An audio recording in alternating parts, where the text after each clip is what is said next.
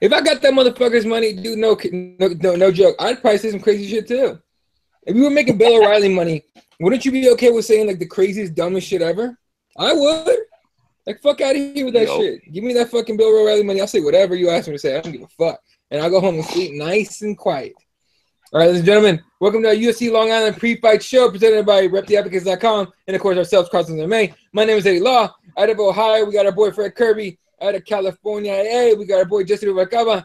And, of course, we're going to shoot the shit about UFC Long Island. Real quick before we get into that, any news you guys want to talk about before we get started? Because I know we didn't do advocates on Wednesday. Anything like big and pressing you were thinking about? Not really. Nope. I mean, I guess we get. You what? Go ahead, Jesus. I think maybe Fred and I were on the same page about maybe just the Mighty Mouse getting what he wanted. Okay, I mean, and just like and Fred was saying right before the show started, be careful what you ask for. He asked for the main. He asked for Ray Borg. He got it with Okomen and Amanda Nunes and Shevchenko. The numbers just came out on 213. I can't imagine people are feeling like this is gonna do much better. I mean, here we go. Let's just pass it around. How much of a shit do you give about this card, Eddie? On a scale of 1 to 10 shits, how many shits do you give about fucking Mighty Mouse breaking the record against Ray Borg and Amanda Nunes, who just dropped out of a fight fucking 16 minutes before it was scheduled? What's this do for you? Oh, man. Look, I'll preface by saying that I'm a Demetrius Johnson fan. I watch the guy fight any day. As far as giving a shit, for example, to pay for it, a 6 maybe? A 5? Not much, to be honest with you. It's not a 10. It's not 214. Not by a long shot. Jesse, how many shits do you give? I care a lot. Like Eddie, I'm a big fan of DJ, but I'm also in the category of being a smart person of not spending my money on stupid things. So I'd probably go to Buffalo Wild Wings or somewhere to watch this. Probably wouldn't buy this pay-per-view, and that's probably what a lot of people are going to do. Real quick, fellas, check your Twitters in here in a second. Mike Jarb sent us all a picture, and it's fucking hilarious. Because I feel like that would happen. Is it? I'm on my goddamn phone doing the show, so I can't check Twitter like you fancy pricks on your computer. No, it's not gonna show up. Me and fucking Jesus are on our phones. We're on the grind. Why don't you show us, Eddie, with your fancy contraptions? Shit, I'm gonna have to find a way to share it here on here. But while I do that, it's a fucking picture of John Jones, and it says like Channel 6 News, breaking news, UFC 214, Jones for Cormier canceled. Jones arrested for stink fingering Cormier fan. What is a stink finger? Like he violated his butthole. That's fucked up. Yeah, it's a little weird and gross. That's gross. Like, what up, Jesse? That's a picture where it's that naked dude, right? Basically. Oh, with John Jones' face on it. Yeah. Anyway. Okay. Right, I saw that. Let's get past the butthole thing. It's kind of weird. All right, let's talk about UFC Long Island. Of course, going down tomorrow night. We can pull up the times here just to make sure everyone knows what's going on. UFC Fight Pass prelims are 1 p.m. Pacific time, 4 p.m. Eastern. The prelims and the main, I guess the main prelims, not the Fight Pass, but the regular prelims and the main card are on Fox. So don't go looking at FS1 for this shit. It's definitely not pay-per-view. It is on Big Fox. So expect if there's any blood anywhere to that shit to get fucking spray painted onto the goddamn canvas. That's what those assholes do when no, I guess everyone's too fucking sensitive to see blood, which is stupid. Anyway. All right. The early Fight Pass prelims, there's not a lot in this card, man. This is probably gonna be one of our shorter pre-fight shows, but there's not a whole lot in this card to roll with.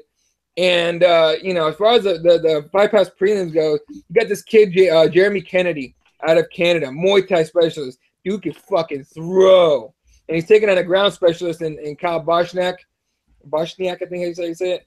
And what division? Otherweight. Yeah, so it's not a bad fight. And Jeremy Kennedy, he's got some experience. He's undefeated, 10-0, of course. As far as the rest of the Fight Pass prelims, I mean, Shane Burgos and Godofredo Pepe should be pretty good. They got some. Yeah, I like little Pepe. Yeah, cute little Brazilian prick. Yeah. So exactly. So I'm hoping that's gonna be a good fight. And then and of course you got Tim Johnson against Junior Albini. Tim Johnson's just a he's kind of like a Sean Jordan but taller. He's the stash, man. Tim Johnson's the stash. Tim Johnson's like the biggest, toughest bouncer in your city and shit.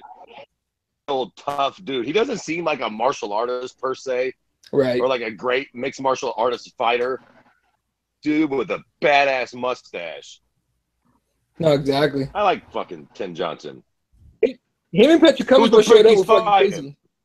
He's fucking Junior Albini, newcomer to the UFC. I want to say he's like fucking. We know how they do with Tim Johnson. This guy's always the fucking like gatekeeper entry into the UFC, not into the title shot, but into the UFC. So they gave him all. Makes you sense. guys, he's like, yeah, tough test. Very tough. I mean, we're talking takedowns, ground and pound for Tim Johnson. You don't want Tim Johnson's fat ass on top of you.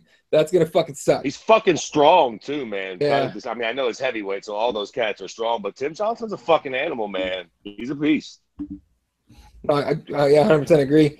All right. And as far as the fight prelims go, that's kind of what we got. And of course, the fight, the card starts with Frankie Perez against Chris Wade, and Brian Kelleher should beat the shit out of Marlon Vera, unfortunately for Cheetah there. All right. Fox prelims: Damian Grabowski against Chase Sherman. It's just standard. Standard fucking heavyweight fight, except Grabowski can't fucking fight like stand-up guys. He gets knocked out quite a bit. And Sherman, he's like 2-1 or 1-2 in the UFC, coming off a knockout win. But the Manila Gorilla he's more about like this Twitter game, right? You see Sherman? Listen, I was gonna say I fuck with Chase Sherman because of Twitter. I don't give a shit about nothing else. I want the big, and his nickname is the Vanilla Gorilla, which is fucking impressive. I really fucking like that nickname. And his Twitter game is off the fucking charts. It even got him on the Noses show, strictly based on his Twitter game. So, and the prick followed me. So how about that, Twitter? Suck it. Jay Sherman's all fucking Jesse, right in my book. There you go. Jesse, anything on that, especially the Twitter game? No, man. I mean, we've talked about basically that he's just bursted onto the scene out of nowhere just because of, what he does on Twitter, on social media. So he's doing something right? I'm pretty excited to see him fight this weekend, see what goes on with him, the Vanilla Gorilla. There it is. There's that picture. You see it? You guys see the picture? Oh, yeah, just keep talking, Eddie. Yeah.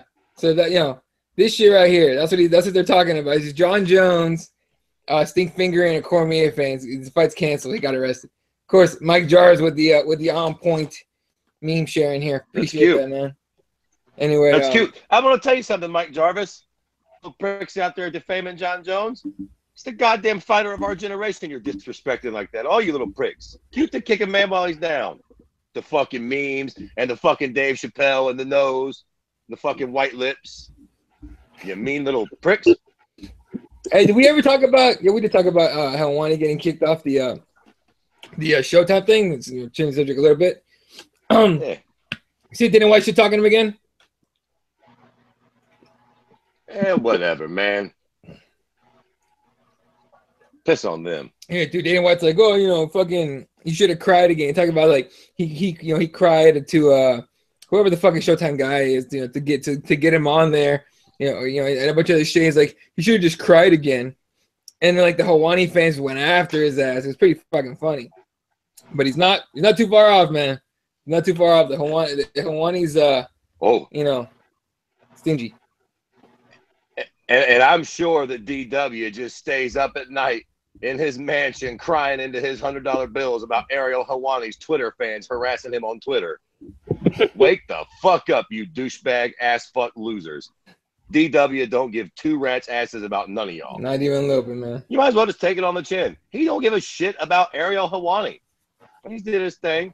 He's cut out a little decent piece for himself, but again, he needs to know his role. He should have never fucking Dana White over. That's what it is, right? Piss off the wrong guy. And it looks like Dave is joining us. Are you there? Yo, what's up, guys? What's up, Big Dave? You guys can hear me good? Yeah. Yep. All right, cool. Perfect. I think Dave Madden should be also joining us shortly, too. Oh, the double Daves. Look at us. Oh, Fucking yeah, MMA one, Wu-Tang. I can never figure out how to fucking like not differentiate two guys, but how to call on whoever. But all right, whatever. Hey man, we're talking. Moving on here to Ryan LaFleur against Alex Oliveira. He fought one of your boys there in 10 Means. What do you think about Oliveira in this fight? Yeah, I was talking with Dave Madden. We briefly, touched on his card too as well. I think it's a pretty, accurate as far as like matchmaking and where these guys are at. It's a tough task for Alex Oliveira here. I think Ryan LaFleur, had he not had, the setbacks or injuries that kept him, his inactivity kind of killed him. He possibly could have been, in like a title contention, possibly, in my opinion. So his only setback is Damian Maia, as far as I know. And I think, Alex Oliveira, after, the fights with Tim Means were weird. The first time, some controversy there. Second time out, he was willing to take Tim Means down and just and go to town on him, which was, that was the best win of his career. So getting over Ryan LaFleur sort of gets him into like the top 15 or so, top 10-ish. So, but I see it being pretty much a war, and Ryan LaFleur finds himself in these wars where he wins a real tough, gritty decision. And I probably got to go with Ryan LaFleur in that one, guys. I have to agree on that one, dude. Ryan LaFleur, if you guys watch his fights, first of all, yeah, Dave's on point. His only UFC loss is Damian Maia. Okay? This guy. No shame in that. Exactly, right? And if it wasn't for injuries and, fucking lengthy, being out of action for a while, he probably would have fought for a title by now. But, see if he can pull off some crazy this weekend and get himself back in the conversation. That being said, he is a guy that likes to clinch, that likes to make a dirty fight, likes to get takedowns, all that other shit. So could be I don't know. Oliveira's jiu-jitsu is good, so I don't foresee that being too much of a problem. But I don't know. I like Oliveira in this one. I really do. But Ryan LaFleur's a bad dude. What about you, Fred? I'm gonna tell you something. I don't like the Brazilian Cowboy. And I'm gonna tell you why. I don't give a shit what he did in that second Tim Means fight. I remember the first Tim Means fight, and he called it in. I remember that goddamn fight, and I don't think he was hurt that goddamn bad. And I can hear all the little shitbirds out there. You don't know how bad he was hurt. He could have been really hurt. I don't give a fuck. I think he phoned it in, and he pulled a sissy-ass move to be a professional fighter. And even though he came back and he won the rematch against Tim Means, I still think that was some bullshit. So I call his heart into question. And I don't think that goddamn dude really wants it. Yeah, he took Tim Means down and he got to win the fucking rematch. But whatever. He fucking phoned it in that first time. I'm going with Ryan LaFleur by being more of a man. Take that, Brazilian Cowboy. All right, Jesse, who you picking, man? Strangely, I agree with Fred over there. I mean, what else can you say when somebody shows you a chink in their armor? You kind of can't put them in your list of anything. You just kind of see that they have that ability to find a way out of a fight. So if it's presented to that person, that he's going to take it. We'll probably talk about your opponent later on. That he has that ability as well to find ways out. But as for now, I agree. I think the Brazilian Cowboy should not have the Cowboy name anymore. He did lose to the other Cowboy, and now we should just have Oliveira, and that's it. He should find a new nickname as well. What are we gonna do, man? Oh, joining us straight out of NorCal, now it's a Dave party. Madden. Now it's a party. What's up, man? How are you guys doing? Pretty good. Good, Dave. Hell yeah. Shooting the shit about Ryan LaFleur and Alex Oliveira here. Who you picking on that one? I think Oliveira could keep it on the feet, but I know LaFleur's going to want to, push the wrestling, push it to the ground, and grind him. And I don't know which will win. That classic grappler and striker. I don't know. I give it to Cowboy. I guess Cowboy, Brazilian Cowboy. There you go, Brazilian Cowboy. Seriously, who won that fight again between him and Cerrone? Cerrone kicked his ass. right? The real Cowboy. Right. Exactly my point. The real Cowboy. That should have been a fight for the nickname. Loser has to drop it. Motherfucker. I hate that shit, bro. And then as far as like the Brazilian Cowboys going in as the underdog as well as a plus 165 and slight or moderate favorite, I guess you could say, and Ryan LaFleur at a minus 195 for people who do the betting thing, I guess, right? Yeah, so you could bet and get a little bit of money, I guess, on that one. All right. Yeah. Moving on. Rafael Natal taking on a newcomer, Eric Anders. Eric Anders actually coming in pretty fucking late. I believe it was like maybe 2 week notice, maybe 3. I'm not sure, not much. So he's coming in late notice, late replacement, just get your foot in the door type of fight for him. He's undefeated and he's pretty much a striker, but I don't foresee him doing much to a veteran like Rafael. This is a gimme fight for Natal. So I mean, I'm picking him to get that shit. But Fred, you saying something? Is this the fucking snooze break or something? What the fuck is going on here? Rafael, goddamn slow the fight card down. Natal is getting a newbie. I sure hope this new prick is exciting, because if not, the fucking fight card's about to hit a skid. I'm sorry, boys. I've always thought fucking Rafael Natal, other than getting starched out by Tim Kennedy a month of Sundays ago, has always been rather boring to me, man. Every time I can think of, I see that dude in a fight, it slows the whole fucking card down. So forgive me for not being overly excited to see his name on a card against a cat that none of us have ever heard of before. Yeah, that's not exciting at all. Dave, other Dave, was getting me fired up for this Anders fella. Ya boy. I don't know, man. Again, this is the weirdest place for why is Natal even in this position to fight in this spot on the card? It should be way further down this fight, right? It should be like I don't know. Again, it's late notice. It's late notice fight. So they're gonna put him wherever the fight's at. And then he's I think Natal's Renzo Gracie too, so he's right there. So a lot of New Yorkers down this card too. So, but the thing about it, like Fred mentioned it too, you couldn't be more right. I mean, Rafael Natal, his past performances, we've seen him, in just boring 3-round decisions. He finds ways to lose fights. I was telling Dave Madden though about Anders. He does have a lot of finishes on his record. So this is sort of set up to where Anders may come in, get a big win, maybe a finish over Rafael Natal. He's not really an easy guy to finish. I mean, he has been finished in the UFC, but I think it's kind of it either delivers on the side of Anders or it's going to be a shitfest decision win, possibly on Natal's side. So that's the sad part. Natal should be able to fucking finish this dude, right? This should be a finish for Natal. It should be. It's not gonna be. God damn it.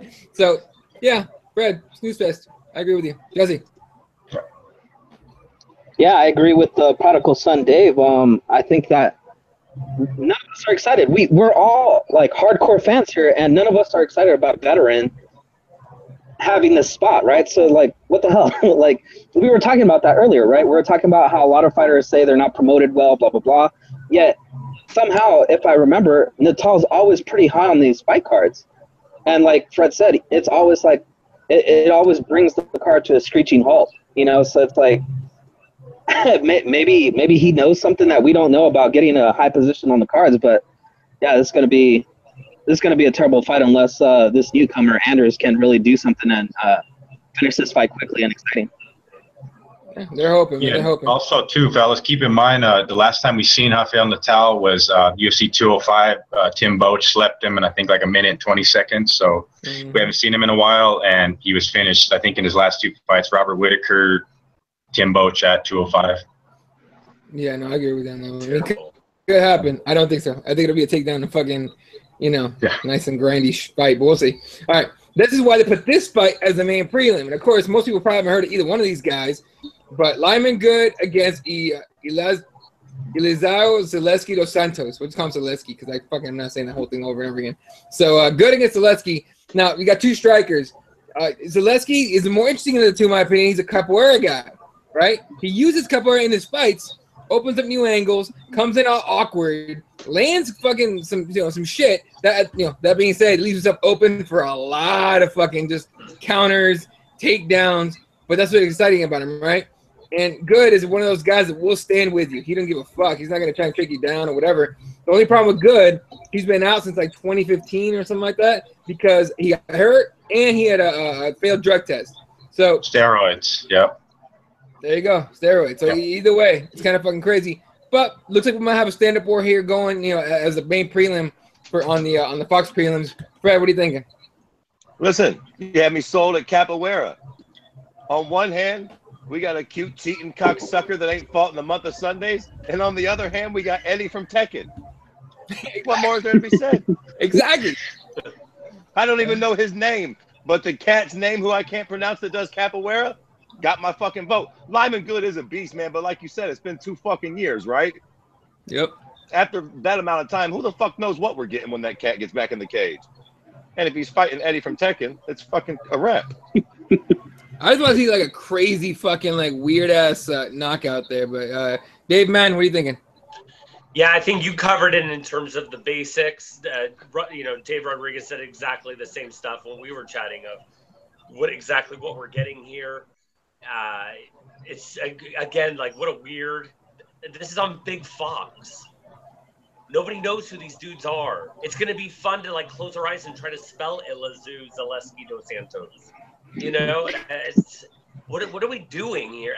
The whole card is just that. But I hope we do get something exciting because it'll be on Big Fox, like I just said, man, and hopefully it excites people. I don't know who these guys are, but that was cool. I want that. Yeah, so I think that's why they put it on as the main prelim there. So Dave, what do you think about this fight, man? It's total weird fight. It's difficult to pick, you know, one and not the other. I mean, Lyman Good, long layoff. Zaleski, though, I guess kind of where I see his path to victory is he does hold a win over a known tough bastard in Omari Akhmedov. So credit to him on that. So he has some quality wins in the UFC. But then again, he lost a decision to Nicholas Dalby. So that's pretty strange. If you take a look at the weigh-ins and you've seen Lyman Good mention the steroid or the USADA deal that he has, apparently he's still doing something well because the guy is fucking chiseled, you know what I mean? He looks jacked as shit. So I think this fight could just be a war to kick things off, and it could, you know, I see it going that route on either side. I probably got to go with Lyman Good. I think he was set up to fight Bilal Muhammad on the UFC 205 card, and that probably would have been a banger there. So I think that's what they got here. Is there's going to be a banger. I just see Zaleski hanging in there tough, but I got Lyman Good probably by TKO KO second round. Yeah, I like Zaleski in this one too. I like the awkward angles that Capoeira brings in for you, and it's more exciting. It's just like Fred said, Eddie from Tekken. Who can hate on that? All right, Jesse. Yeah, I mean, you know, I was looking him up right now because I was trying to remember if that was the same Lyman Good that was the welterweight champion of Bellator, and he is. So, yeah. I mean, maybe this is one of those things where they're hoping that a lot of those Bellator guys that are just watching on Spike tune in and go, oh, I remember this guy. He was on Spike before, and, you know, confuse UFC or something. But, yeah, definitely not very well known.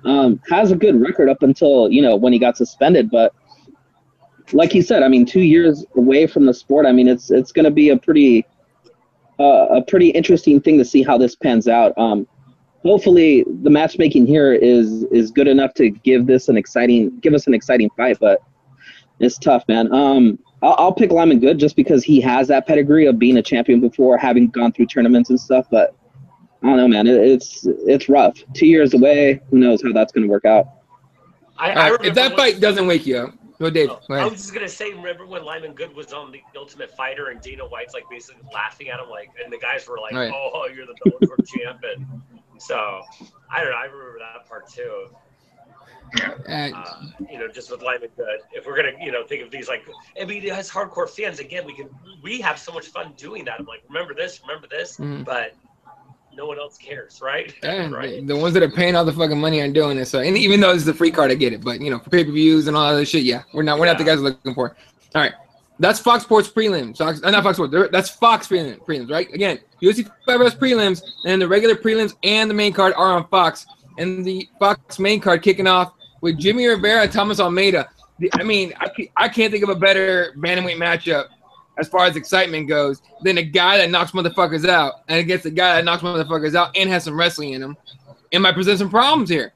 I mean, Jimmy Rivera's a bad dude. He's right. Well, he's like ranked like number 4. Yeah, he's number 4. Almeida's number 9. I think Rivera's. I think he's, you know, obviously he's a New Jersey and New York guy. And you know, Thomas Almeida, again, one hitter quitter type of guy. You know, Jesse, we were talking about Thomas Almeida as, you know, before he got knocked out by Cody Garbrandt, as like the next big shit at 135. Now he gets to fight another big shit. Who do you think comes out on top here? Yeah, we were talking about this, and I think we both agreed that this could present, if the right person wins, could present the next title contender there. So I mean, Almeida definitely. If he wins, I don't think they'll probably give it to him. I think they'll probably move him up in the rankings. You know, since he's so low already, number 9, like you said. But I think with a win for him, I think that could definitely put him in that position of, you know, title contendership. Jimmy Rivera on the other side, I mean, he's already up there. I think if he wins in spectacular fashion, like a lot of people expect, I think that will definitely boost his credibility into that title contention. So, I mean, I agree with you. I think this is one hell of a good fight between both of these guys. I'm gonna go with Rivera, but I think I'm not gonna put any money on this because this is really gonna be an interesting fight. Both of these guys, you know, like to do damage, like to throw really hard. And like you said, I mean, it just could come down to one of the little things that is not as seen as often that presents itself at this time, and then, you know, that one takes the win. But I'm gonna go with Rivera in this one. All right, Dave, man, what are you thinking, man?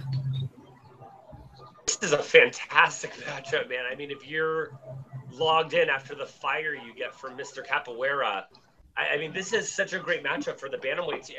They're both really experienced. They're both Almeida coming off his only loss is Garbrandt, you know, huge in terms of, like, look at the only guy he lost to, and the guy, man, he's violent, it's fun. Rivera, he's been out, dude. I think he got poked in the eye horribly. I mean, this is his first fight coming back from Faber poking him in the eye. So that's probably pretty tough to come back from, you know, about a year. And man, this is a great fight. I hope they both come out and bang and do it like we think they will, and technically apply those skills that we think they have. And I think it's a great one, man. I hope people tune in for it. My bad, I have to run out real quick. But anyway, Fred, man, it's a banger fight. What are you thinking? Fuck yeah, now we're cooking with bacon, goddammit. This card was a goddamn shit show. No fucking disrespect to the other guys on the card, but what the fuck was going on? Now we're fucking talking. So this fight is kind of interesting, right? I think a lot of people, does anybody got the odds pulled up? I would imagine that Jimmy Rivera is favored, possibly heavily favored, maybe? Yeah, minus 200 favorite. Wow. It's a decent amount. Now, I kind of get that. Is Jimmy Rivera undefeated? One loss, and I think it was to Dennis Bermudez in the Ultimate Fighter house. Okay. So I get it. He's coming off the win over Uriah Faber. And I know that's why a lot of this hype is generated behind him, but I think Thomas Almeida might surprise people. I mean, you know, dude is a fucking animal. And yeah, he's got the loss to Cody Garbrandt, but you know, what the fuck, right? That's Cody Losses fucking look Garbrandt. very different. Yeah, exactly. Losses look very different in hindsight. You know what I'm saying? He also, Cody Garbrandt went on to shit on Dominic Cruz. It doesn't look that bad. And in hindsight, for me personally, Jimmy Rivera's win over Uriah Faber doesn't really look that good. This wasn't the Uriah Faber of the fucking WEC, you know what I'm saying? Like, this was fucking, you know, long in the tooth Uriah Faber at the very end of his fucking career. So I don't really know how much stock I want to put in a win from 2 years ago over a guy who was clearly past his prime. I do think skill for skill wise, Jimmy Rivera should be favored because he's got the wrestling to fall back on. But Thomas Almeida's striking is nasty. And striking is not Uriah Faber's, or you know, rather Uriah Faber's level of striking is not fucking Thomas Almeida's. So, you know what? Fuck it. I like going against the grain. I'm going to pick the upset here. I'm going to say that Thomas Almeida knocks his funny ass out in the first round. He gets cute, tries to sling them hands. That bad eye falls him. That bad eye fails him. And goddamn it, Thomas Almeida goes upside his head. Dave, what are you thinking, man? Me, right? Yeah. Okay, cool. Yeah, well, what stands out to me in this fight is basically, you know, Thomas Almeida, like you guys mentioned, Eddie, you and Jesse. I mean, we all agreed. We talked about it many times. I mean, he could have been, you know, possibly the next coming, the next champion. Only setback is the champion. He has a lot of KO finishes on his record. He's a super, you know, exciting action fighter, you know, for this division. And what really stands out to me is basically where he's at, as young as he is. The UFC is just basically like, you're going to fight nothing but top level guys, and you can get through Jimmy Rivera, you're definitely going to be in the title conversation. I think both guys are going to be in the conversation either way. Whoever can take this fight in a finish, it'd be fantastic for either. I think Thomas Almeida, what worries me is just the way he fights, man. He's just such an action fighter. He lays it all on the line. He even got, you know, almost blasted by Brad Pickett, came back to win that fight. But it's his time to shine right now, and I think Jimmy Rivera did you get his eye healed up, like you guys are mentioning, and he's back in action, and top 5 guy. There's a couple guys right there at the top of this division, and hopefully we'll see that TJ Dillashaw-Garbrandt fight go down, and the 35 division start to get exciting, where insert Jimmy Rivera or Thomas Almeida, where I'm more than likely going to go with Jimmy Rivera, like Fred said, with the wrestling. He fights at distance very well. Thomas Almeida, if he does in an upset, it would be like an early stoppage. I can see it that way, but Jimmy Rivera by decision, in a hard-fought win if it is. Yeah, no, I'm taking the same one, man. Jimmy Rivera. He's got the wrestling on top of the striking. I like the wrestling aspect of it. Take him down, you know, ground and pound. See what happens. Not to say it's gonna be a finish, but I hope there is one. But whoa. So wait a minute, Dave Madden, who did you pick? Oh, I'm going Almeida. I don't think I made an actual pick, but I think Almeida. Oh. I'm kind of with you, man. He's going to Rivera come out and try to swing hands, and Almeida's going to catch him. Yes, he has the wrestling, but I'm going Almeida, man. Yeah. Cool beans. All right, cool. Shout out to Fred. To Fred, Uncle Hank, in the YouTube comments here. You know, representing your shit. All right. Now, damn, Eddie, I thought you was giving me a shout out. I was like, thanks, brother. That's mighty nice. You give me a shout out. Your shout out comes at the end of the show, bro. At the end of the show. And the guest spots that I do, you guys get shout out every time. I want to hear that shit. Anyway, but all right, moving on. We got a light heavyweight fight between two guys that, to be completely honest with you, I don't think anyone cares about anymore. Patrick Cummins taking on Ian Biante. I mean, there's not much to unwrap here, right? Fred. Go ahead, just do something with it. Hey, I don't be so down on this fight, man. This is fun. What's that prick's name? The turducken? Missing his tooth and that fucking gnarly mustache? Yeah, Cummins. Patrick Cummins. He's came a long way from making those fucking lattes at Starbucks or wherever the fuck he was at, wasn't he? Nah, man. This listen, I don't think this fight really matters in the grand scheme of things. But it'll be fun, right? You pronounce his name John. That was John, or, right? Yeah, John. Yeah. It's fucking spelt real weirdy beardy. Gian. Yeah. Fucking Mean Gene or some shit. But John Belante's always fucking in fun fights. Patrick Cummins has a bit of a grinding style, and it can get a little boring or tedious. But for the most part, Patrick Cummins doesn't put me to sleep. I don't find myself dreading when I see him on a card. Usually there's blood. It usually gets pretty fucking nasty and violent, so I'm all for that. This fight will be all right. I think the old turducken will pull it out. I think that he'll make it a nasty shit fest and drag old Gian to the ground and control him from top, like a dominant gay porn star. You know what I'm saying? Dave Madden, man, what are you thinking? Yeah, I'm not impressed. Dave Rodriguez was selling me, I felt like, some Wolf tickets into this one, and I think Fred was buying them a minute ago. I don't know, man. These are just guys to go in like as bigger bodies, and one of them, they're just going to kind of throw at each other, and one of them's going to hit each other and topple, and I think the mustache might stay standing, but I just don't. This is so worthless. What do we? I don't understand this one. I get it, John Volante's from the area. Whatever, man. I don't know. That's a pretty crummy reason to be on this part of the card. Yeah, pretty much. So All right. I'm going Cummins, but who cares? I'm going Patrick Cummins by ground and pound, man. TKO. It's just not going to be a fun fight. To me, I don't know. Either way, a loss to either guy kind of sends him out of here anyway, I think. So, well, loser goes home, I guess. Dave Rodriguez, you always talk about loser go home kind of fights. This is one of them? It may, in fact, be. I mean, you look at these guys' records. I mean, position-wise in rankings, Gian Vallante's 20, Patrick Cummins 16. That's world rankings, so I guess the matchmaking is proper there. But Gian Vallante has been kind of hanging around win-loss, and he's there. But it could be, in fact, loser goes to Bellator or whatever they go. I told Dave Madden the other day when we were talking about this card that Patrick Cummins has been working with Antonio Tarver and been steadily, improving, a pretty nice, crispy boxing game. Gian Vallante has been in there just to be a punching bag. He always gets in wars. I kind of slightly give the edge to Patrick Cummins if he actually takes it to the mat. It's a weird fight. I'm not super excited about it, but I haven't been very confident in picking a Patrick Cummins fight right. But I think I got this one right here. I got Patrick Cummins probably by a violent finish somehow, second round or so, or before the judges, though, for sure. Patrick Cummins gets it done, and it'll be Gian Vallante off the Bellator for sure. Jesse, you gonna pick Vallante or no? No, hell no. I mean, come on, look at his record. He lost to Shogun. I mean, honestly, Shogun's not what he used to be. He doesn't, he's not the old Shogun.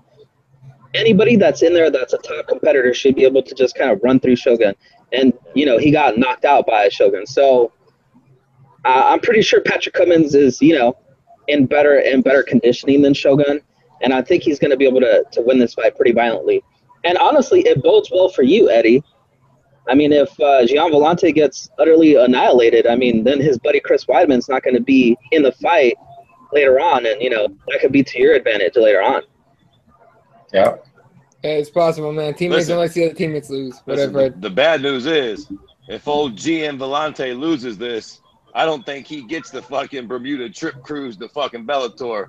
I think his funny ass is getting a fucking trip across seas to fucking, goddamn it, Ryzen. One FC. No, Ryzen and One FC, some shit like that. Yeah. Hey, One FC's in trouble. I don't know, really quick that you mentioned them. You saw that they had to cancel their next card due to logistical reasons, quote unquote. Money. Yeah, whatever the fuck that means. Money. That's what that means. What happened? I didn't really care enough to read what had happened. I just saw logistical reasons and it was like, yeah, that's not good. Here, I'll tell you what happened. One FC is the motherfucking cocksucking WSOF of Asia. All right? They fucking suck. Damn. They have no fucking stars. Nobody knows who the fuck any of their people are. Ryzen's got like fucking 4 dudes signed. And they got a more popular roster than fucking One FC. Wait, doesn't that company have what was it, Bibiano Fernandez? Because that guy legit. Yeah, who would fucking know? No, that's a good point. Who would know? Ben Askren? Yeah. Oh, don't be this Ben Askren shit in here. I don't want to hear about Ben Askren. Bellator. That sounds like a. I thought they fell on the idea they have all these numbers of people. They have millions. They put something out, man. It's consumed by millions because there's so many people concentrated in that region. That's how they were like tricking me and being like, "Oh man, they're bigger than we know," kind of a thing. Like they don't care to even try to get into the North American market, kind of a thing. But yeah, that's crazy if they're canceling cards and the headline says they're in trouble, I guess. That's what it sounds like, man. All right, move on to the co-main event. And Dave Rodriguez is gonna take this one first because this is his guy. Darren Elkins, the Damage, the walking zombie, taking a Dennis Bermudez. First of all, the fucking tattoo on Elkins is fucking bothering me now. Like, they put that shit on the fucking countdown. I'm like, God damn it, dude, no.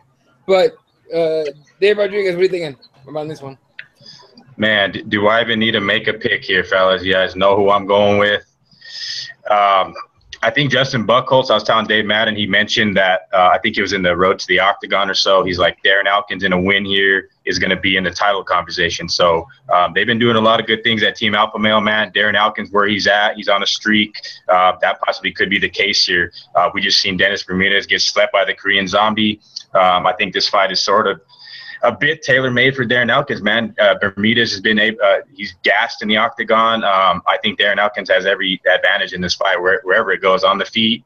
I was mentioning to Madden that the fight against Mirsad Bektik, man, just the way he withstood that grind and just totally got his ass beat for 2 straight rounds and ends the fight with a head kick KO. So you're not done with Darren Elkins until, you know what I mean, he's dead. You know what I mean? So Darren Elkins is not going to be, finished in any way by Dennis Bermudez, and I just see it probably being a hard-fought decision. Darren Elkins grind win, but I could see him finishing Bermudez early too as well, catching him in any submission, possibly hurting him and subbing him. But I'm going to go Darren Elkins submission 2nd round. Fred, do you think the Zombie takes it? Now, Dave, I want to preface this by saying, I love you. Here we go. The sun even shines on a dog's ass from time to time, but that sun does not shine on that stinky ass more but just than once. Now, Darren Elkins pulled off a cute little stunt against Mirsad Bektik, however the fuck you pronounce that European prick's name. That was cute what he did there. Quite frankly, that was great. That's why we all watch the fucking sport. But let me just take the wind out of all your goddamn cells right now. That type lucky shit ain't going on again. And using your face as a fucking defensive mechanism for getting punched in it is not a good defensive strategy. And one of these times, that shit's going to fail you. And as much as listen, all bullshit aside, the fight will be exciting. I do think that you can't always rely on your resiliency and your ability to take a stiff punch unless you're fucking one of the Diaz brothers, in which case you can actually rely on those things and it'll work and you'll have a great career. But for the rest of those pricks, the fucking jig is up. I think the jig is up. I think that Dennis Bermudez is a better fighter. I think he punches harder. I think he's got crisper strikes, and I think he's a better wrestler. Now, I do give Darren Elkins the heart. I'll give the cute little ugly prick that. If you don't snuff him, he's going to be hard to deal with. He's like a case of the fucking herpes or the bed bugs. The little fucker just don't go away. But, bed bugs can be eradicated if you catch them early. So I think that fucking Dennis Bermudez catches his funny little squirrely ass early and knocks him out in the 1st round, much to Dave's surprise, who now thinks that he's part zombie. He's the most unfortunate picture on UFC.com too. It's just unfortunate. See, I'm kind of I told Dave the other day, or Dave, man, if the scenario plays out perfectly, possibly Jason Knight, Darren Elkins, say they win their fights. Next week we got Jason Knight competing. Elkins, Jason Knight. Why not? Yeah, we'll see, man. Jason Knight's got a big old fucking test in front of him in Lamas, so you gotta get past that shit first. Dave, man, what are you thinking? Man, this is a fantastic fight. As much as I want to nitpick all the shitty matchups, I really enjoy it. This is a great featherweight matchup where 2 wrestlers. I am on the also Darren Elkins fan club in terms of this fight. He's got the reach on the stumpy New Yorker, right? I mean, 5-inch reach. Yeah. And 4-inch maybe. And I just think he's going to throw more hands, not just kind of try to grind and wrestle and then use his face as Fred so elegantly set as a punching, mechanism or a defense mechanism. I think Elkins will lay hands on Bermudez because, working with Joey Rodriguez, Alpha Male's boxing coach, man, these guys, Dominic Cruz really broke down the style really well, man, of every time now I see them, they're doing it, but I think they're getting more accustomed to working with their boxing. And yeah, dude, I hope we see Elkins throw those hands, and I think he can catch Bermudez and finish it that way with, before becoming a bloody pulp and, living in his chest. What's the percentage chance that this is a bloodbath, though? What do you guys think? 90. Pretty high, maybe. Yeah. Well, I just think too with the Elkins piece, man. If you guys have ever read The Beast by Doug Merlino, man, he follows Mirsad Bektic around. He follows Jeff Monson around. I mean, you get this like idea of these guys like, and then Mirsad Bektic's doing really well, coming up undefeated, and then has that happen to him, where he gets the damage. So I don't know, man. I think Mirsad had this hype around him, and you got a better feel. I could see Fred laughing at me. Sorry, Fred. Oh no, listen, I didn't want to cut you off, but I hear a shitload of fireworks going off in the background, and I'm fucking tripping. Like, is it the 4th of July or is it a Mexican Independence holiday? What the fuck is happening? I mean, like somebody just lit up a shitload of fireworks. Who's got shit on the background? It was cool to hear about Bektic being so hyped, and then man, he was doing great too, right? I mean, he was doing damage to the damage, and 10-8 rounds. It was badass, dude. That was awesome. So I hope we see another awesome fight out of Elkins, but this is a great fight, man. All right, Jesse, everyone's picked Elkins so far, right? Yeah. Yep. Okay. Jesse, who are you taking? No. Fred's got Dennis. My bad. That little prick. It's all good. It's all good. Jesse, who you picking, man? Oh, wow, it's crazy that me and Fred are agreeing here, but yeah, I think Dennis Bermudez, not only being the hometown boy, but I think I kind of disagree with Fred. It's not just the Diaz brothers that can use that tactic very well. I think Elkins actually uses the tactic very well of absorbing the damage, and being able to strive through it. But he's right. Eventually, that's not going to work. Although we did see Justin Gaethje a couple weeks ago use that strategy to a very, very effectiveness, right? Like he used that pretty well, even though he talks kind of slow and retarded after the fight, but it still worked. Yeah, before and after. Sorry. Yeah, he's fucked up. But I agree. I think I agree with Fred. I think that Elkins is going to rely too much on his chin, and eventually that thing's going to corrode and go away. I think the biggest problem is that what Dave Madden was saying is we do see that evolution of that striking from Team Alpha Male. The problem is that I don't see that happening with Darren Elkins. I think he just relies so heavily on being able to take more than he's able to, than his opponent's able to take, that he's not making improvements. I think he needs to take a loss off of basically relying too much on his chin before he's going to make those strives and improvements again. I think his boxing could get a lot better, but again, he absorbs the damage so well, and he knows that his heart is so big that he doesn't make the proper adjustments and improvements, and I think that's going to be his downfall in this fight. So I'm going with Bermudez.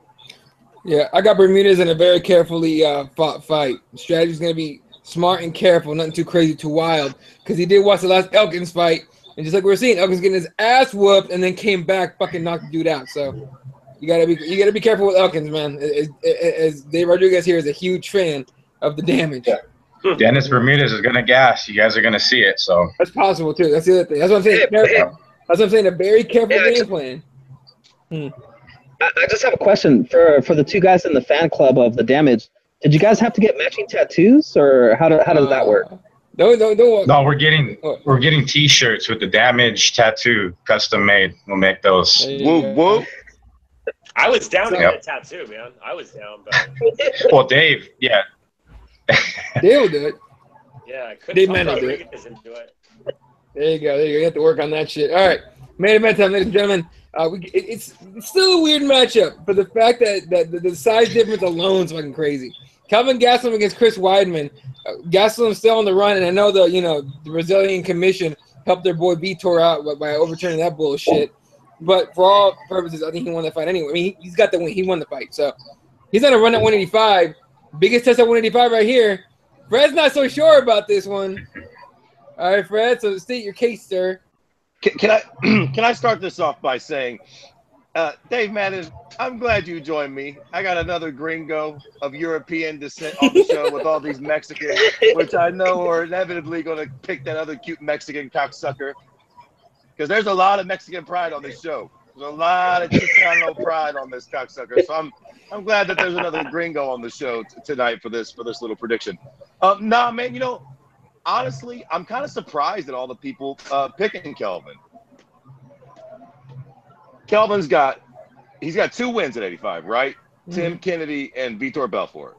Okay. Right. Vitor Belfort has been old since he got back to the UFC. They gave him the fucking steroid juice. He turned into fucking super fucking Vitor, won some fights, lost that shit, and has looked pretty ordinary since then and quite old. All due respect, I don't give him that W. Fuck that. That was a gimme. The Tim Kennedy win. Tim Kennedy was out for a long time, and then he fucking called it quits forever after that fight. So how much was his heart really in it? I think Kelvin is still an undersized middleweight, big time.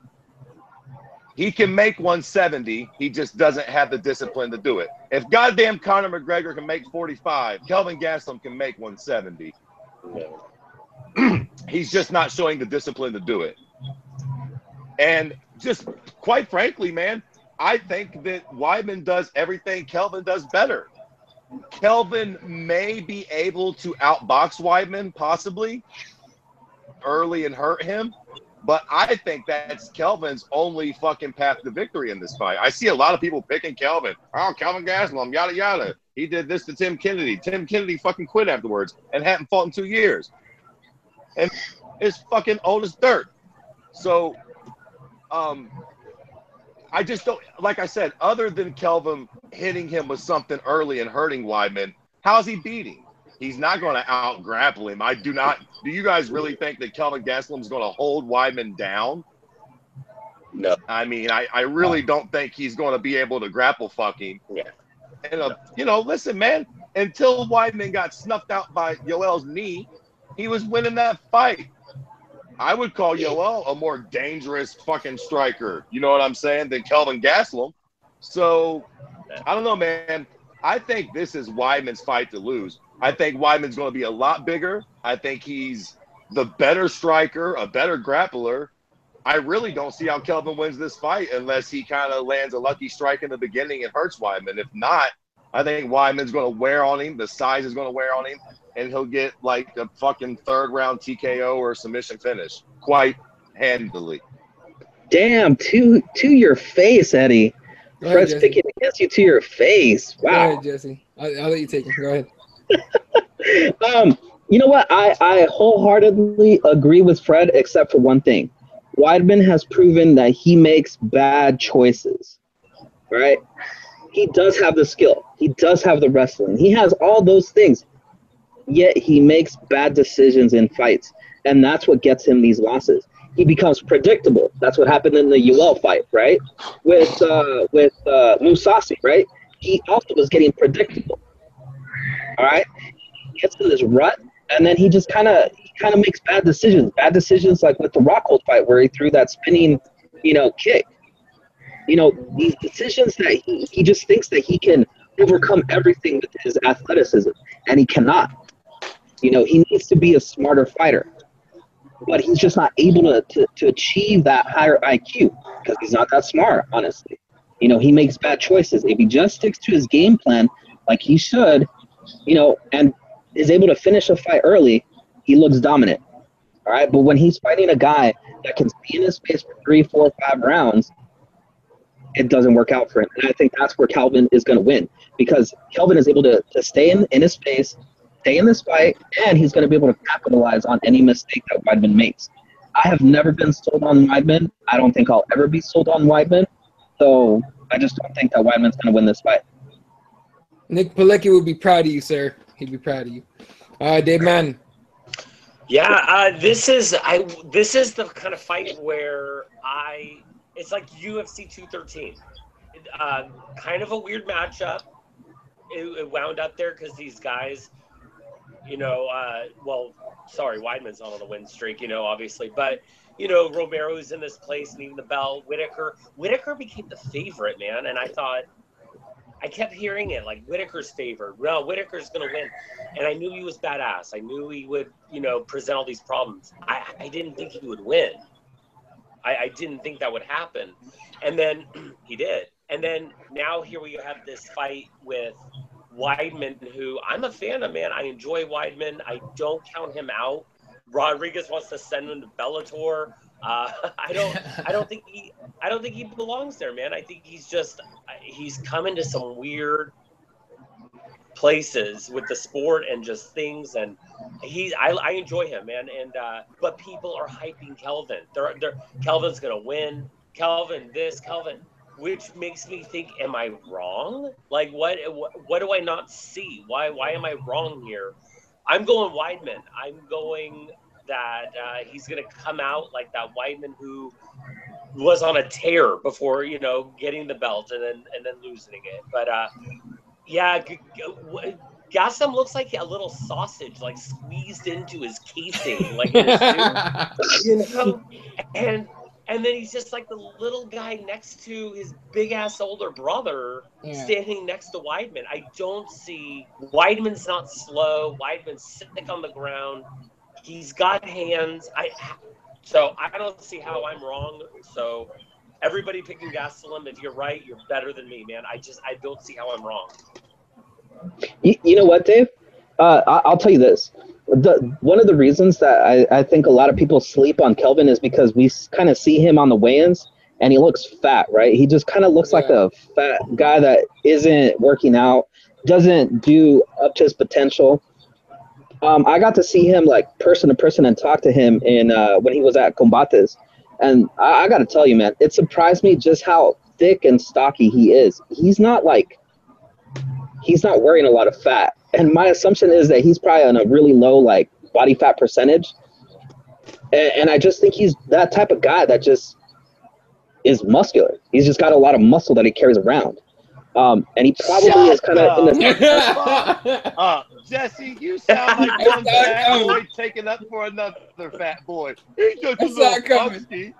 Hey, I am. I'm fat, and what? I got to defend my boy Eddie over here. You guys disrespecting him to his face? Jesus. Cocksuckers. He's got a big fight in front of him. Come on, guys. Goddamn, man. All right, so you're taking Weidman. Dave Rodriguez, who you picking? Man, the UFC playing the Weidman card once again, right? It hasn't really worked out to his benefit at all.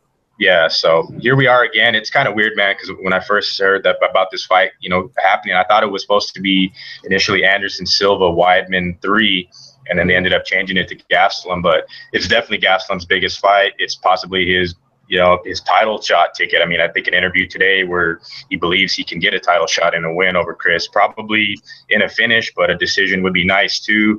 And oddly enough, if it does come to that, where in fact, I am going to pick Calvin. I think it's going to be a competitive fight. And if it goes to the judges, man, Weidman could get fucked again in New York. So I just think it'll be competitive. Calvin's a bit deceiving, like Jesse said. He's really, he dealt with Tim Kennedy, though. How much does Weidman's one of the bigger middleweights? Tim Kennedy had to have been about 225 pounds on fight night that night. And Calvin Gastelum handled him and, basically put him back to wherever the fuck he is, like Andy would say, finding Hitler or whatever the fuck he does. So credit to Calvin, because that's Andy's favorite fighter. So I think this is it's weird for Weidman, man. It's in his backyard again. It's the same scenario once again for him. I think he should have taken a different fight, different card. He wants this opportunity, like Dave Madden, we talked about it. Even Weidman mentioned it. He's going to be proud to be the first guy to headline a show at the event center where he went to a lot of shows as a kid. That storyline's cool for him. If he can get a win here, Weidman's here to stay. But then again, 3 losses, Weidman finds ways. Weidman's basically been winning until he loses a fight. So if that's the case here, I like Calvin in the decision. I think he has some great tools, and he's very deceiving. So he could crack Weidman early. I don't see him really dominating Chris on the ground. Nobody's ever done that except for Luke Rockhold. But I think Calvin's the underdog, and as he should be. I think Calvin takes care of business, though. I think maybe a majority decision where he hurts Weidman and he's able to, put a beating on him in the later rounds or so. I really like to see Calvin get in that conversation, though, as far as because he's a young cat. I think he's in the right weight class, though, but credit to you, Fred. You mentioned earlier at 170. I think Calvin absolutely can make 170. He fought a split decision with Tyron Woodley. Need not forget that. So, but yeah, that's also an option. Say Calvin does lose this fight, he may go back to 170 at some point. So, Fred, you have something? No. I was just wondering. I wonder, how do you guys think Kelvin would have done his 3 previous opponents? Now, we all know that Weidman's lost his 3 fights, but what the fuck, right? He fought Rockhold, Dossie. I think that all 3 of those cats beat Kelvin. Yeah.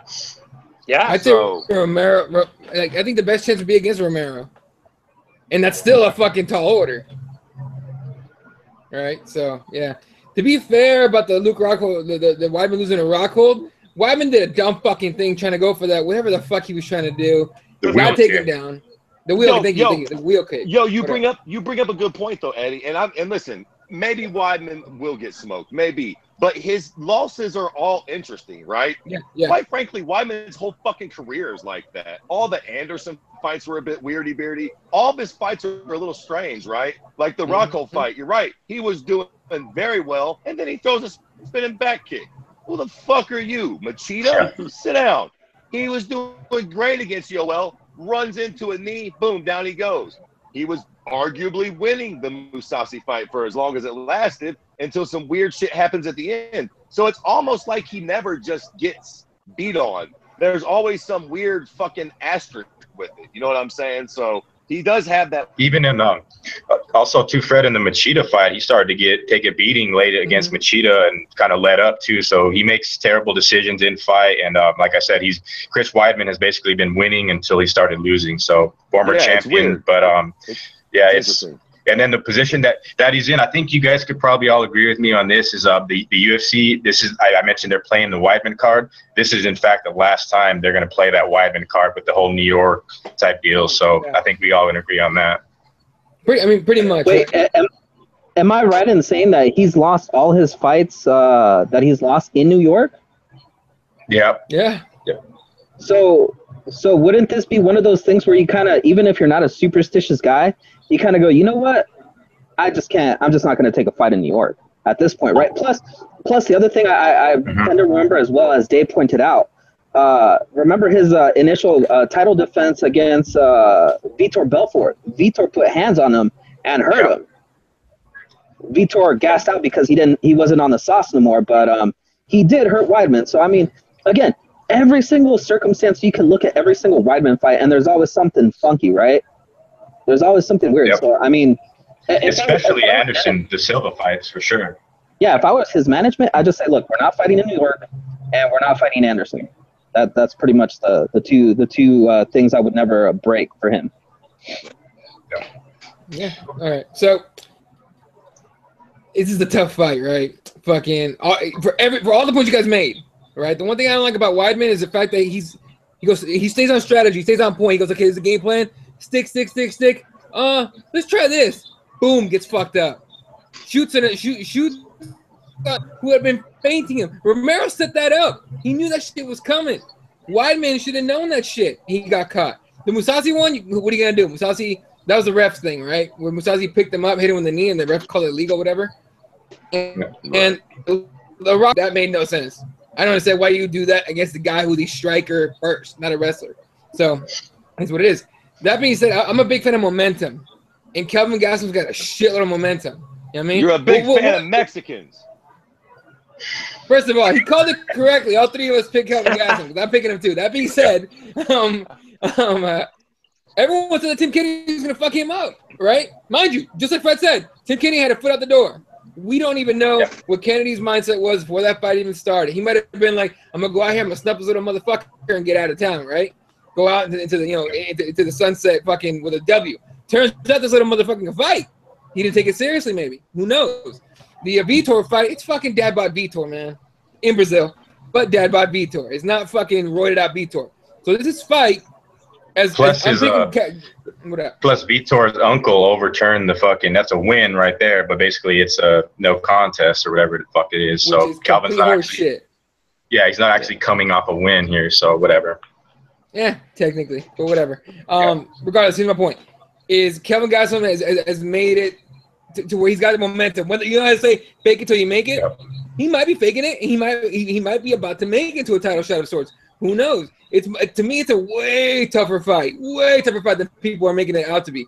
A lot of people are like, "Oh, Gastelum's gonna fuck him up. Weidman's on a 3-5 losing streak. He ain't got it no more." Blah blah blah. No. Do not for 1 second underestimate Chris Weidman. There's a reason he knocked out the greatest of all fucking time. All right, knocked him out the first time. The second, and we'll talk about it was a fluke. It's a fluke. The second time, cracks his legs, just like Fred was saying. All his losses, all his fights are weird. All of them, every single one has been like weird or interesting for some reason or another.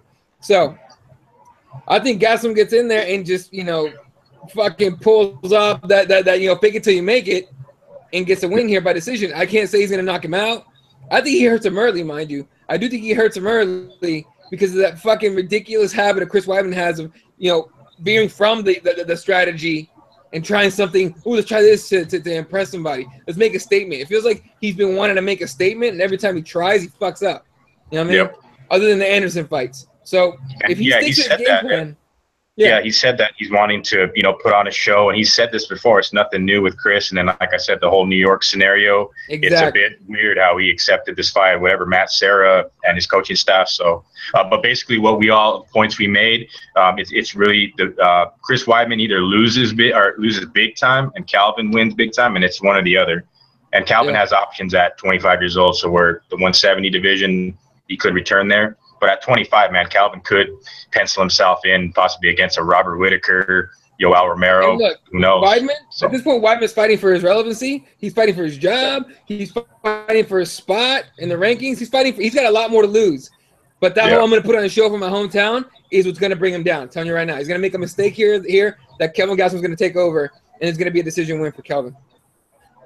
Honestly, I think you're fucking crazy, Eddie. I think that but seriously, I think Weidman's going to take this fight super seriously. I think he knows all the shit we're saying. I think the last thing he wants to do is lose in New York again. And I think Weidman's going to come out and box with Kelvin just long enough to get his hands on him, and he's going to get the takedown. And listen, man, real talk. Weidman's one of the best grapplers in the division. He's been training with Matt Serra for a long time. He's a fucking collegiate wrestler. He can fucking grapple, and he has got a fucking gas tank when he's on.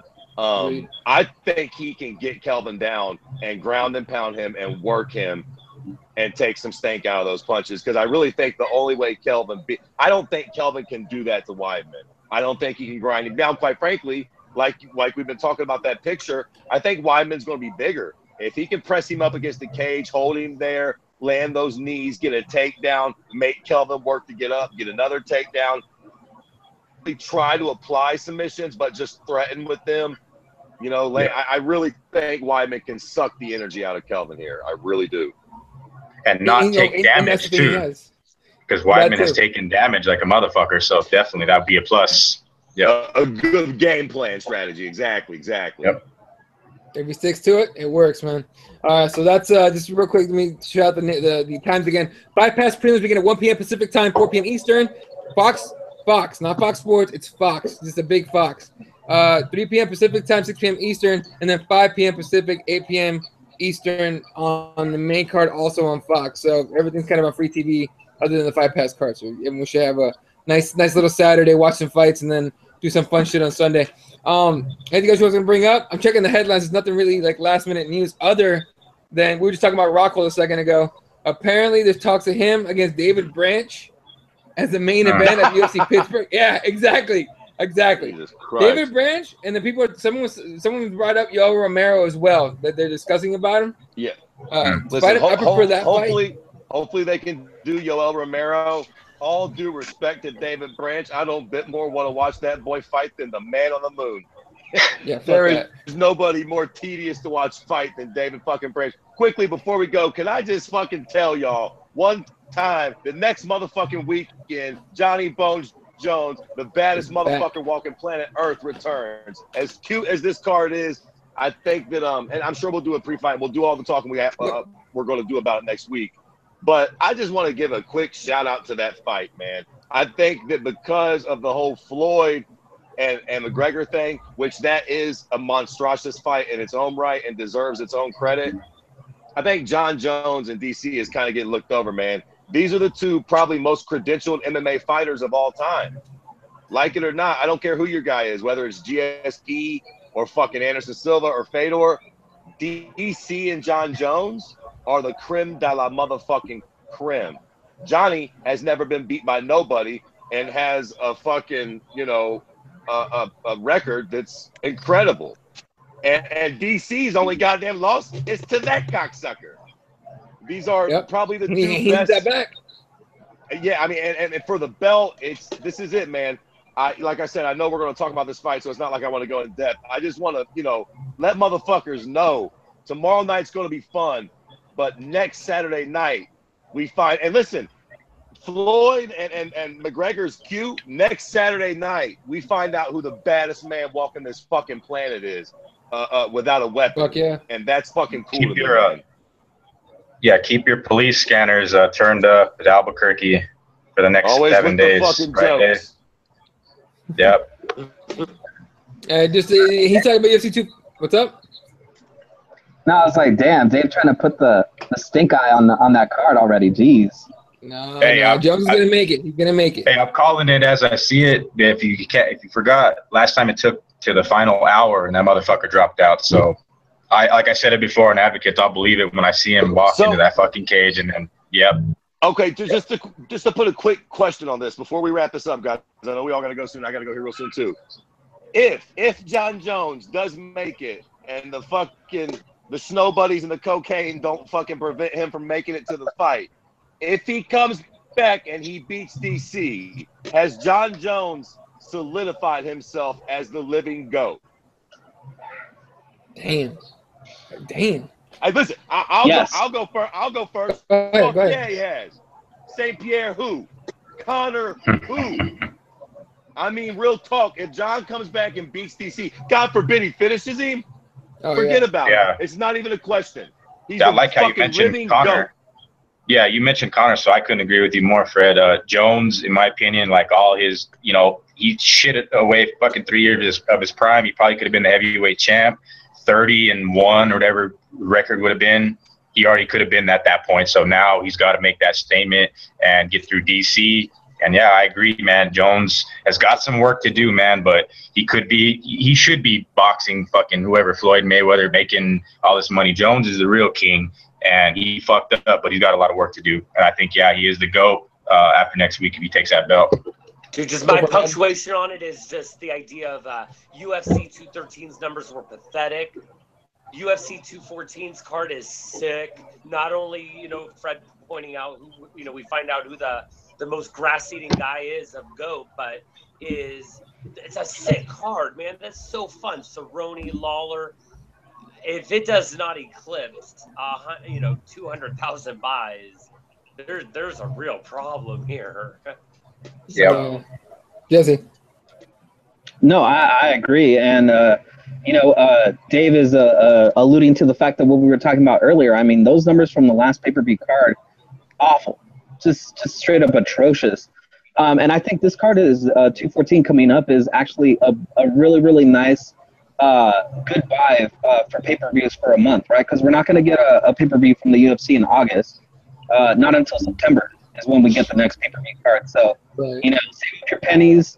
Really enjoy this card because it's going to be a great one. And then just enjoy August because August is Connor month, right? That's what it's going to be. August is Connor month. Don't spend that money though. Hey, but Connor month. I have a hard time disagreeing with Fred on this though. Like I'm trying to disagree with you. I can't find a way to do it. Especially if you finish. Listen. I know I'm fucking riding this fight's dick, but I'm sitting here thinking about it, and I'm going to go a step further, boys. I'm going to tell you this.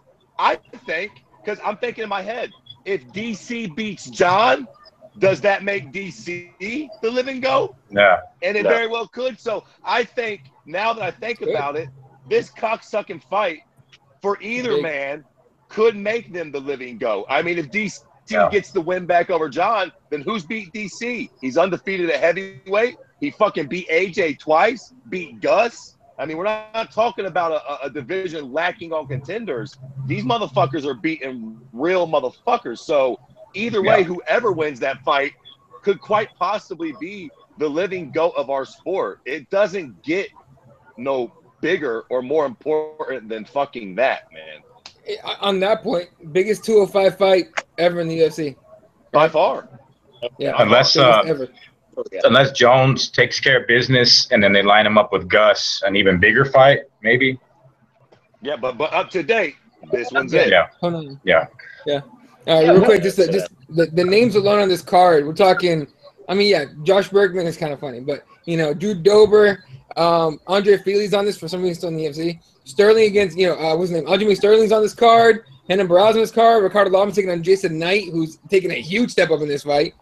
Manning was on here. Lawler Cerrone, a fight we were supposed to get this last pay-per-view. We'll get it this time around, which is good. Cyborg Evinger, no Anderson, Megan Anderson because of visa issues for whatever reason.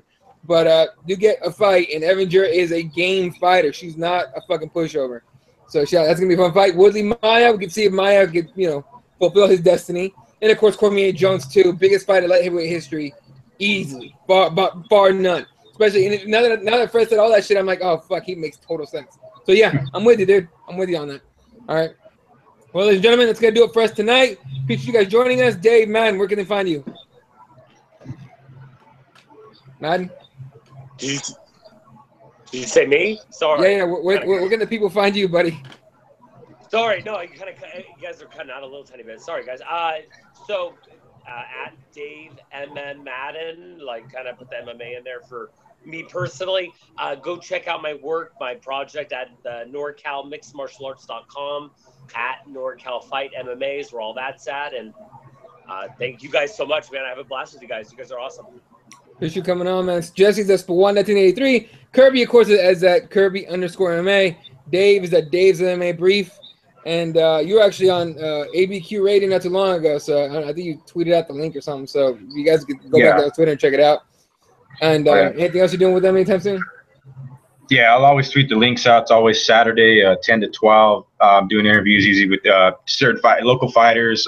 Always talking about the fights. We'll definitely be talking about John next weekend. More than likely, I'll jump on the air and touch on UFC Long Island. Look out for those links. And then also look out for our post-fight show after everything unfolds tomorrow night. And we'll be talking about everything after the fact. So looking forward to that, too, and everybody tune into that. Yeah, definitely. Of course, I'll be live tweeting for Cage Side Press at Cage Side Press on Twitter. And immediately after the fights, join us again for the post-fight show. Let's hope for a fucking exciting card, some crazy shit to have go down. You can follow me at Elo31, the pages at the MMA Advocates and at Crossroads MMA. And, of course, as always, you shout out to represent. You can hit up reptheadvocates.com, get yourself some gear. All right, guys, everyone have a good night. Enjoy the fights tomorrow. And good night, Will Shot.